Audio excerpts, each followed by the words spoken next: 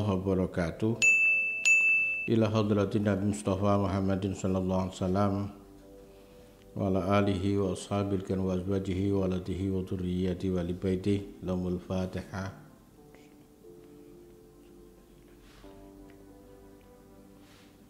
Wa ila hadrati abina sayyidina Adam wa min sayyidatina Hawa sa'ilam ja'nu salih syahada salihin wal ulama ila amilin wal ila arifin bil malaikatil qarabin li jamil muslimin wal muslimat wal mu'minin wal mu'minat al ahya'i minhum wal amwat khususan walidaina wa mu'allimina wa murabbi arwahina lahumul Fatihah.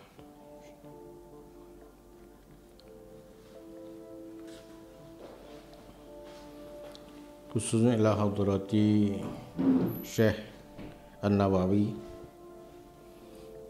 radhiyallahu an al-Fatihah.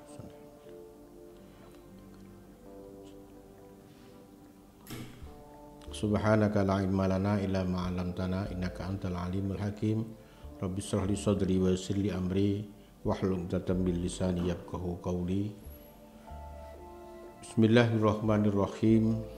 An Abi Hurairah Abdurrahman bin Sakhrin radhiyallahu an qala sami'tu Rasulullah sallallahu alaihi wasallam yaqul ma nahaitukum anhu fastanibuh wa ma amartukum bihi fa'tu minhu mastata'tum fa innama ahlakal ladzina min qablikum kasratu masailihim wa ikhtilafuhum ala anbiya'ihim. Hadis ini diriwayatkan dari Abu Hurairah Abdurrahman bin Sakhr bahwa ia berkata, aku telah mendengar Rasulullah sallallahu alaihi wasallam bersabda, apa saja yang aku larang kalian darinya jauhilah, dan apa saja yang aku perintahkan kepada kalian kerjakanlah semampu kalian. Sesungguhnya yang telah menjadikan binasa orang-orang sebelum kalian adalah banyaknya pertanyaan dan perselisihan mereka terhadap nabi-nabi mereka. Hadis riwayat Bukhari dan Muslim. Ada beberapa pelajaran yang kita petik dari hadis yang panjang ini.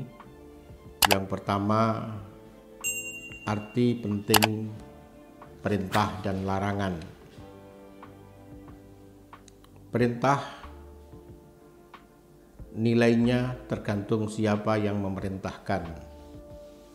Semakin tinggi kualitas keilmuan seseorang, semakin sempurna kepribadian seseorang, semakin dalam tingkat rohani seseorang, maka perintah dan larangannya pasti memiliki kedalaman makna dan memiliki arti yang sangat luar biasa. Apalagi perintah dan larangan itu dilakukan oleh Rasulullah Sallallahu Alaihi Wasallam, dan kita tahu bahwa Rasulullah tidak pernah berkata sesuatu kecuali ia menyampaikan wahyu. Wa ma yantiqu 'anil hawa in huwa illa wahyu yuha. Oleh karena itu, orang yang mengerti, yang memiliki impian untuk meningkatkan martabat rohaninya, untuk berusaha mendekatkan diri kepada Allah Subhanahu wa taala, maka yang pertama adalah belajar tentang perintah. Yang kedua, belajar bagaimana melaksanakan perintah. Yang ketiga, belajar bagaimana melakukan perintah secara konsisten, istiqomah. Yang kedua, dari hadis ini kita dapat pelajaran apa yang dilarang oleh Rasulullah tinggalkanlah. Apa yang dilarang pasti mengandung mudarat, mengandung bahaya. Digambarkan orang yang melakukan maksiat seperti memberikan titik hitam di dalam ruhaninya. Semakin banyak titik hitam, maka membuat hati ruhaninya menjadi hitam, pekat, dan gelap. Orang yang hatinya gelap bukan saja tidak bisa membedakan antara yang baik dan yang buruk, bahkan sering sebaliknya, yang baik dikatakan buruk, yang buruk justru dikatakan baik, dan ujungnya naudzubillah mereka berbangga dengan keburukan karena hatinya tak lagi memberikan cahaya di dalam dirinya karena terlalu banyak melanggar larangan. Di dalam menjauhi larangan, yang pertama harus dengan iman, percaya penuh. Yang kedua, boleh mencari alasan-alasan rasional untuk meneguhkan bahwa larangan itu betul-betul mengandung bahaya dan mudarat. Yang ketiga, apa saja yang diperintahkan kerjakanlah. Ini menarik, ketika Rasulullah memerintahkan sesuatu, maka perintah itu ada runtutannya, semampunya. Seperti misalnya di dalam Al-Quran ada perintah agar kita bertakwa dengan sungguh-sungguh bertakwa, dan jangan sekali-kali kalian mati kecuali dalam keadaan sempurna keislamannya. Allah Subhanahu wa taala dawuh, fattakullah mastata'tum. Bertakwalah kepada Allah dengan segala kemampuan kamu. Jangan memaksakan diri. Kalau kamu bisa sholat dengan berdiri, sholatlah dengan berdiri. Kalau tidak, sholatlah dengan duduk. Kalau dia duduk tidak mampu, sholatlah dengan berbaring. Kalau dengan berbaring sekalipun masa kesulitan, cukup dengan mengedipkan mata. Itulah keluasan perintah. Di dalam perintah pasti terdapat lautan hikmah. Mereka yang menjalankan perintah dengan istiqomah pasti akan mendapatkan percikan hikmah di dalam kehidupannya, baik dunianya maupun akhiratnya. Para santri wali santri juga pemirsa. Kemudian yang keempat, kita mendapatkan pelajaran untuk tidak banyak bertanya. Di dalam hadis ini ada beberapa pendapat, ada beberapa keterangan tentang bertanya. Bertanya yang dilarang seperti apa?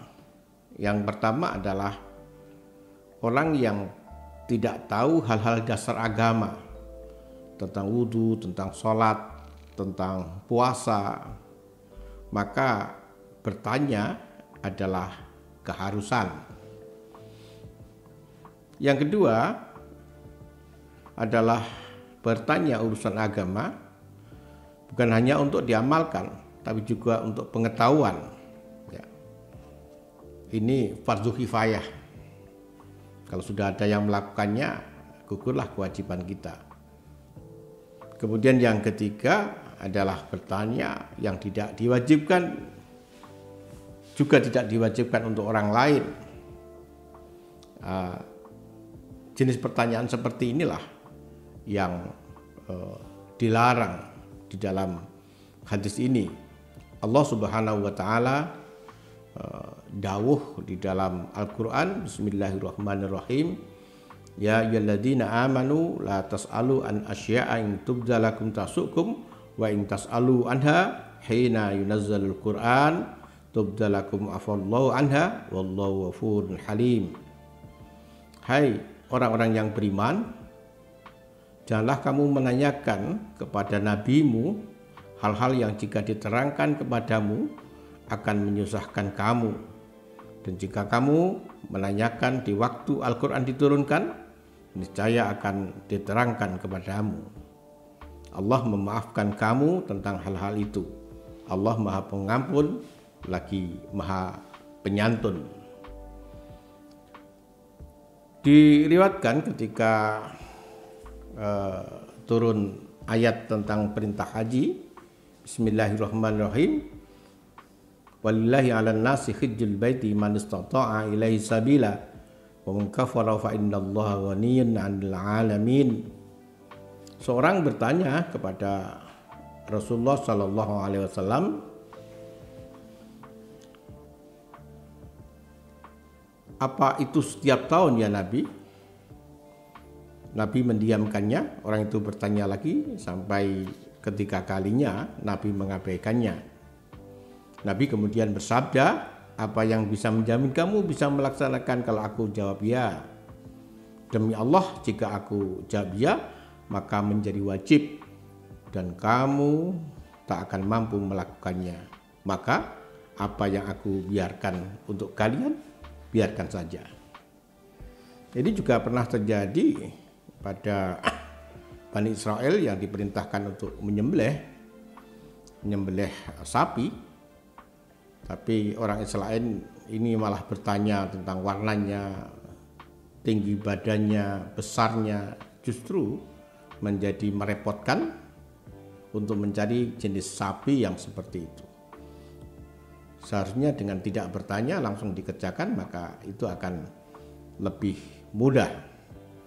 Para santri, wali santri, pemirsa, juga para subscriber, dan selanjutnya dari hadis ini kita mendapatkan peringatan untuk tidak banyak bertanya dan berselisih mengingkari apa yang didauhkan oleh Nabi Shallallahu Alaihi Wasallam.